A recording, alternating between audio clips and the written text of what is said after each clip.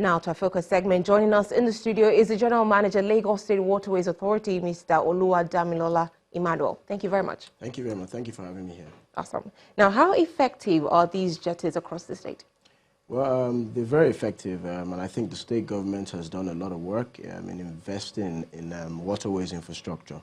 And I think that's the very first part of the waterways ecosystem which the state government has decided to focus on, because without the infrastructure, you would basically have not a non-functional water transportation system.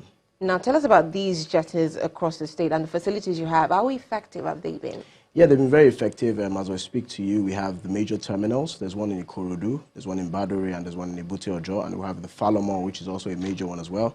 And then we now have 20 jetties across the state as well, which are scattered across the 5 divisions of the state, because you can actually access 15 local governments in Lagos State by the waterways. Interesting. Now, regulation of water transportation has been a challenge. We still experience boat capsizing from time to time, which also just increases that phobia that people have for water. What is your agency doing about this? Well, it's a developing sector, like I would say, and in terms of regulation, one of the things we've focused on is safety. And how have we done that?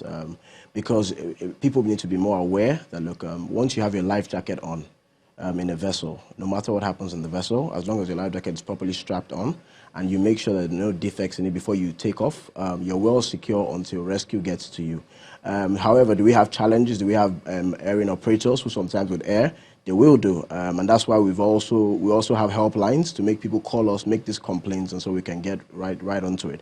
So in terms of ensuring people wear their life jackets and doing a lot of more awareness on, for example, promoting the swimming culture. We started with that even amongst the public schools, because we notice a lot of people in Lagos can't actually swim. And they just have the general phobia for water. But the truth about it is that once you know that the life jacket gives you a lot of safety, then you're more confident. And the state government also is going to the next level now to also ensure we have what we call an emergency and rescue system on the waterways across the 3 senatorial divisions in the state as well. So, for instance, I use one of these boats, jetties, and something bad happens. I can't swim. How do I know that my life jacket is the way it should be? And how do I know that? So how soon will help come to me? Yes. So what we've been doing as well is doing a lot of awareness in terms of at the jetties as well, and also through our various media channels as well, to educate people on the use of the life jackets. One of the things you need to do before you get when you get on the boat is check your life jackets. Are there any defects? Complain. You can complain to the operator and say, I'm not going to get on this vessel if you don't give me a proper life jacket. And then even in the case of any incident, the numbers, they as well have those numbers, and they're able to reach out. And it's like a community even amongst the operators now, because we've told them, look, any boat operator who errs now is going to have to face the strict penalties of being, banned from the waterways. Let's assume that they're listening right now. What are what's the punishment?